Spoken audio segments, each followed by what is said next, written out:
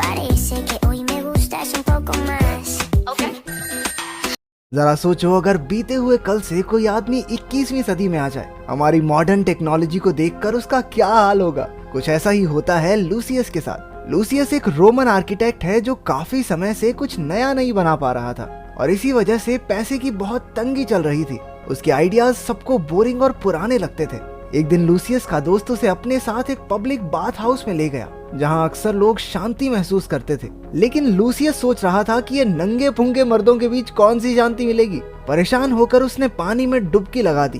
तभी उसने टब की दूसरी तरफ एक छोटा सा बवंडर बनते हुए देखा। जैसे ही वो उसकी तरफ बढ़ा, पानी के जोरदार बहाव ने उसे अपनी ओर खींच लिया। कुछ ही पलों में वो एक पानी की सुरंग में पहुंच गया जहां से सांस लेने में काफी दिक्कत हो रही थी। उसने जमीन तक पहुंचने की काफी कोशिश की और आखिरकार कामयाब हो गया। लेकिन बाहर निकलते ही उसके होश उड़ गए। वो एंशिएंट रोम में नहीं था बल्कि आज के जमाने के जापानीज बाथ हाउस में था। न जाने कैसे वो एंशिएंट रोम से 21वीं सदी के जापानीज बाथ हाउस में आ पहुंचा था जहां कई बूढ़ों का मुंह उसे बिना कपड़ों के देखकर खुला का खुला रह गया। उसने ऐसे चपटे मुंह वाले लोग आज तक नहीं देखे थे। सदमे से बाहर आने पर उसने देखा कि वहाँ की दुनिया उसकी दुनिया से कहीं आगे थी। टोकरियां, पानी के नल और मसाजिंग डिवाइस देखकर तो उसकी आंखें फटी की फटी रह गई। वो गलती से औरतों के चेंजिंग रूम में भी घुस गया जहाँ एक चिल्लाती हुई बुढ़िया ने उसके सर पे लोहे का डिब्बा दे मारा। बेशरम, माँ बहन नहीं है तेरे घर में? वहाँ एक मांगा आर्टिस्ट भी मौजूद थी जिसका नाम था मैमी। लूसियस की शक्ल सूरत से उसे एक नए कार्टून का आइडिया आया और वो उसका स्केच बनाने लगी। कुछ देर बाद लूसियस को होश आया और उसे फ्लेवर्ड दूध की एक बोतल दी गई। अबे इतना स्वाद कैसे है ये? क्या मिलाया इसमें? शिलाजीत। वो उसे इतना स्वाद लगा कि उसके दिमाग की बत्ती ही गुल हो गई और वो बेहोश होकर वापस अपने शहर रोम में पहुंच गया। लोगों ने उसे बताया कि वो टब में डूब गया था और कुछ मिनट पहले ही उन्होंने उसे बाहर निकाला है। पहले तो लूसियस को लगा कि चपटे मुंह के लोगों से उसकी मुलाकात महज एक सपना थी, लेकिन उसने देखा कि खाली दूध की बोतल अब भी उसकी साइड में पड़ी थी। इसके 2 महीने बाद लूसियस ने अपने नए आइडिया से बाथरूम को एकदम 21वीं सदी जैसा बना दिया। लोगों ने उसकी कला की जमकर तारीफ की और वो रातों रात माला माल हो गया। अब वहाँ भी लोग मसाज बूथ्स और ठंडे मीठे दूध के मजे लेने लगे थे।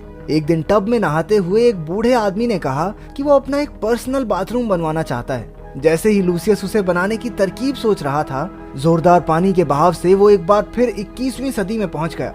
एक बूढ़े आदमी ने आकर लूसियस से उसे नहलाने को कहा। लूसियस कुछ समझ नहीं पाया लेकिन उसकी बात मान गया। उसने पानी के फव्वारे और शावर हैट जैसी कई नई चीजें देखी। इत्तेफाक से वो घर मैमी का ही था जिसे एक बार फिर से लूसियस मिल गया। वो भागकर अपनी स्केचबुक लेने गई लेकिन उसके वापस लौटने से पहले ही लूसियस गायब हो चुका था। उधर रोम पहुंचकर लूसियस ने उस बूढ़े आदमी के घर में बाथटब बनाकर मोटा पैसा छाप लिया। अब वो अपनी पत्नी को एक अच्छी जिंदगी दे सकता था, लेकिन वो संतुष्ट नहीं थी क्योंकि वो माँ बनना चाहती थी। लेकिन लूसियस हमेशा अपने काम में ही बिजी रहता। इसी बात पर उनकी जबरदस्त बहस छिड़ गई और वो गुस्से में उसे गालियां देती हुई वहाँ से चली गई। कुछ दिन बाद उसे रोम के राजा की तरफ से बुलावा आया। राजा ने उसके काम की बहुत तारीफ सुनी थी तो उसने लूसियस को अपने लिए एक पर्सनल बाथरूम बनाने का ऑर्डर दिया। राजा ने शर्त रखी, ये जितनी अनोखी फिल्म्स की वीडियोस होती हैं और जो लोग सब्सक्राइब ना करें उनका गला काट दिया जाए। राजा ने उससे कहा कि वो बाथरूम इतना अनोखा होना चाहिए जो पूरी दुनिया में किसी ने ना देखा हो। लूसियस चुनौती स्वीकार करके शहर में आइडियाज ढूंढने निकल पड़ा, लेकिन उसके हाथ कुछ नहीं लगा। अब उसे शर्मिंदगी महसूस होने लगी थी कि उसके सारे आइडियाज महज 21वीं सदी की चीजों की सस्ती कॉपी हैं। अचानक उसका पैर एक नाली में गिरा और वो एक बार फिर से गायब हो गया। 21वीं सदी में मैमी की एक बाथरूम सप्लाई स्टोर में नौकरी लगी थी। एक दिन उससे गलती से पानी खुला रह गया और टब ऊपर तक भर गया। अचानक लूसियस टब के अंदर से बाहर निकला और तेजी से सांसें भरने लगा। कुछ देर बाद उसने महसूस किया कि उस टब में अपने आप बुलबुले बन रहे थे। स्टोर का मैनेजर पुलिस को बुलाने गया और मैमी और लूसियस की बातें शुरू हो गई। वैसे तो वो एक दूसरे की भाषा नहीं जानते थे, लेकिन जब लूसियस ने एक चांदी का सिक्का देकर पूरा स्टोर घुमाने के लिए कहा तो पैसे की भाषा मैमी समझ गई। लूसियस ने ऐसे चमकदार टॉयलेट्स आज तक नहीं देखे थे। उसने सोचा कि प्रिंटेड टॉयलेट पेपर पर जरूर इन चपटे मुंह वाले लोगों की सफलता का राज लिखा होगा, लेकिन उसे सबसे ज्यादा कुछ पसंद आया तो वो था जेट स्प्रे। उसका इस्तेमाल करके उसका अंग अंग फड़कने लगा। भाई साहब, ये स्वर्ग की फीलिंग ले रहा है टॉयलेट पे। इन सारे आइडियाज की नकल करके रोम पहुंचकर उसने राजा के लिए उस वक्त का सबसे आलीशान बाथरूम बनाया। उसने 24 घंटे पानी वाला टॉयलेट बनाया, एक टब बनाया जिसमें गुलाम हवा मार मार कर बुलबुले बनाते। सजावट के तौर पर एक चमकदार फिश बाउल रखा और वहाँ मन को शांत करने के लिए खुशबूदार मोमबत्तियां भी लगाई। राजा ने खुश होकर उसे इनाम में एक बेशकीमती हार दिया। लूसियस भागकर अपने घर पहुंचा, जहां उसने देखा कि उसकी पत्नी का तो उसी के दोस्त के साथ टांका भिड़ा हुआ है। उधर 21वीं सदी में मैमी रोम का इतिहास पढ़ने लगी। वो जानना चाहती थी कि क्या लूसियस सच में बीते हुए कल से आया है। उसने देखा कि लूसियस का दिया हुआ सिक्का 2000 साल पुराना था। उधर रोम में लूसियस मारा मारा फिर रहा था क्योंकि उसकी पत्नी उसके दोस्त के साथ भाग गई थी। एक दिन उसे राजमहल से बुलावा आया। कुछ महीने पहले राजा के बेटे की मौत हो गई थी और अब उसे लगता था कि उसके बेटे ने एक मगरमच्छ के रूप में पुनर्जन्म लिया है। वो चाहता था कि लूसियस एक ऐसी जगह डिजाइन करे जहां पर एक मगरमच्छ को बिना किसी परेशानी के पाला जा सके। इस बार लूसियस पर भी बड़ी मुसीबत आ पड़ी थी, क्योंकि अगर वो मगरमच्छ मर गया तो राजा उसे भी छोड़ेगा तो नहीं। इसलिए वो पानी चेक करने के बहाने राजा के बाथ टब में पहुंचा और एक बार फिर से पानी उसे 21वीं सदी में ले गया। जब वो बाहर निकला तो वो एक मगरमच्छ के साथ पिंजरे में कैद था। दरअसल वो एक जू में आ पहुंचा था और जहां जहां लूसियस भैया जाते हैं वहां मैमी दीदी तो आई जाती हैं। वो वहां डेट पर आई थी एक ऐसे लड़के के साथ जो उसे बिल्कुल पसंद नहीं था। जैसे ही उसने लूसियस को देखा वो भागकर उसके पास गई और उसे पिंजरे से बाहर निकाला। उसने लूसियस को पूरा जू घुमाया। लूसियस ने मगरमच्छों की देखभाल और उनके वातावरण के बारे में पूरी जानकारी इकट्ठा कर ली। मैमी ने उससे तीर भी चलवा कर देखे कि पता तो चले ये सच में रोम से है भी या नहीं। उसने आसानी से सारे निशाने एकदम सही लगाए। कुछ देर बाद वो गर्म पानी के तालाब में बैठा था जब तेज बहाव से वो वापस रोम पहुंच गया। कुछ ही महीनों में उसने राजा के मगरमच्छ बेटे को रखने के लिए जगह तैयार कर ली। राजा भी अब लूसियस को अपने परिवार का हिस्सा ही मानता था। शहर में सब कुछ अच्छा चल रहा था, लेकिन एक दिन खबर आई कि कुछ लोग बागी होकर फौज पर हमला करने वाले हैं। वो राजा से खुश नहीं थे और किसी भी कीमत पर उसे गद्दी से हटाना चाहते थे। राजा की फौज और विद्रोहियों के बीच 1 साल तक लंबी लड़ाई चलती रही। अब राजा भी बूढ़ा हो चुका था। उसने अपनी गद्दी अपने भतीजे सियोनियस को सौंपने का फैसला किया। राजा बनने के बाद चाहता था। सियोनियस के काम के लिए राजा ने लूसियस को ऑर्डर दिया, लेकिन लूसियस को वो कुछ खास पसंद नहीं था। वो घमंडी और गरीबों को लूटने वाला इंसान था।